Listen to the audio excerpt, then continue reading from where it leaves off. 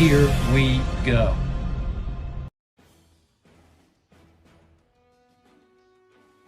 Wow, look at this. If you want to talk about being completely unprofessional, look no further. Rafa Knight officially blocked Apple Slipper for basically exposing the truth, basically, of this whole situation between Sega and Apple, between Sega and Rafa Knight about the whole Amy Rose, renders here and there. Like, wow, talk about complete unprofessionalism right there, Rafa. You'd rather just block him just because he's delivering the truth.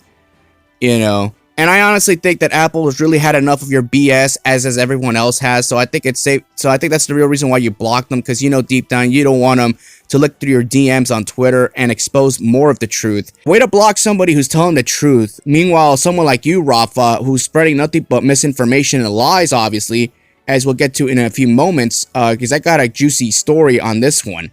Other than that, everybody, enjoy the video and yeah, and Apple, thanks for the information, dude.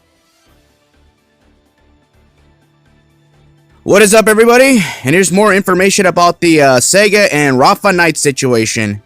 Seriously, Rafa, you're just making yourself look into more of a moron than you could possibly phantom. Apparently you're upset that basically the classic Amy Rose render is being used by Sega, even though they own the intellectual property. But here's a ridiculous tweet right here. That's Sega for you. It doesn't matter if you work for them, contracted during 3 years, they will cause issues to you. They will not even try to fix them up, and then you try to use the following to try to publicly shame you. That's their PR guy, by the way. So now you're taking shots at Aaron Weber, who at the time was the ambassador and the social media manager. And here's Aaron's tweets. I don't normally do this, but much of the information you've been posting is remarkably misleading, and some of it is just a flat-out lie. So I'm going to jump into your comments, and here is to set the record straight.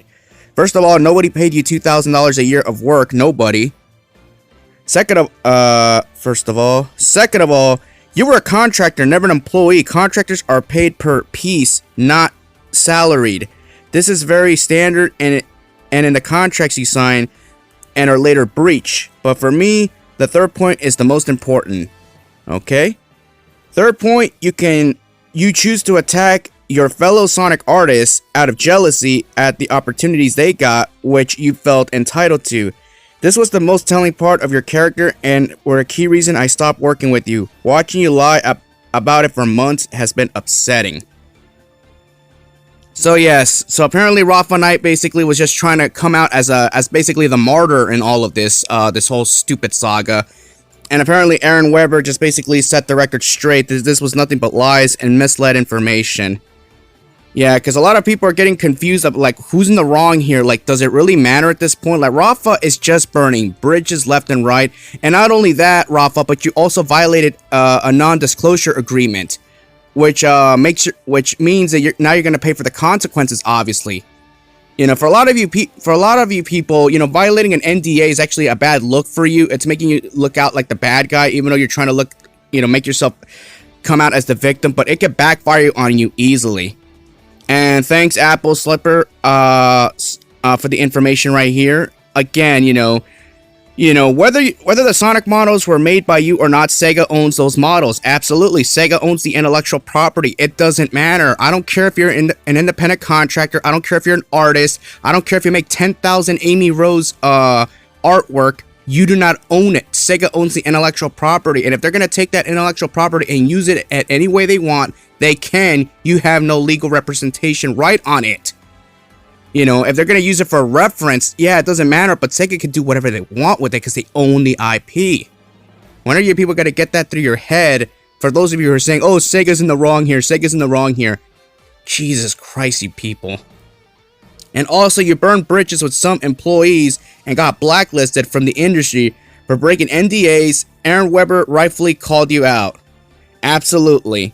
And there's the evidence to prove it, basically. Like, I don't even know why Rafa's even starting all this BS. All of a sudden, now because you found, your artwork, quote-unquote, in Sonic Superstars, a popular game that's going to come out this year, now you want to try to come out as the martyr and all this? You want to get a cheap cash grab? Not going to happen. Seriously, you're basically having the entire, you're having all of social media trying to agree with you, but then you're realizing when you have evidence like this, it's hard to agree with you on anything. Plus, you're blacklisted from the industry anyways. Everyone's gonna look down upon you saying, I don't want to work with this person. You're making yourself look bad, you know, and not only that, but you violated NDAs. When you violate NDAs, basically, you really make yourself look bad, and no other company's gonna want to work with you by default. Seriously, this is ridiculous right here. So again, this is the whole saga. It's basically a Ken Penders situation all over again. Rafa is basically Ken Penders 2.0. Like, seriously, every time Sega, for some reason, they always have some sort of success. There's always got to be that one asshole who always tries to cash in on their notoriety. Ken Penders obviously tried to cash in, obviously, with the whole Echidna Tribe situation during the Sonic 2 movie. And of course, he didn't go through with it because Ken knew he was going to lose that case. Because number one, he can't afford a legal case. Second of all, you're going up against Paramount. Good luck on that. Going up against their powerful legal division. And you have no evidence. Sega owns everything. When are you going to understand that? Rafa, on the other hand, has no case either. You know, at the end of the day, Sega's in the right in all this. I'm sick and tired of all these dumbass Parasite fans saying Sega's in the wrong here. It's fucked up what they're doing. Just because they're hearing it from one side of the story, because obviously you're gonna hear Rafa's side of the story. Sega themselves are not gonna publicly, go out and explain everything. Like, they're a big company and they realize Rafa's a fucking nobody. It's not worth their time. They got business to address. You know, so when you have to have their social media ambassador at the time, getting this information out there, it basically tells you, like, Rafa was basically full of crap. Let's be real here. You know, that's what you're there for, just to basically, just deal with the weebs. That's what a social media manager is supposed to do. You just deal with the weebs, people who are, like, trying to, throw out misinformation at the company. That's your job. You deal with the weebs. Sega takes care of business, like saying, fuck this, we got business to take care of. Go deal with the weebs, that's your job, thank you, fuck you, bye. That's basically what the role of a social media manager is these days, just to deal with these kind of fucking loons out there. It's ridiculous. And right now, the way social media is so fucking toxic, it's nothing more than an echo chamber. That's basically the primary reason why you have social media managers these days, is to deal with these fucking lunatics. That's all I have to say about this whole situation, and quite frankly, I'm tired about talking about it. Seriously, I'm tired of giving Rafa fucking 15 minutes of fame, and quite frankly, my time could be better wasted somewhere else. I just wanted to lay that out there. Everybody, peace out.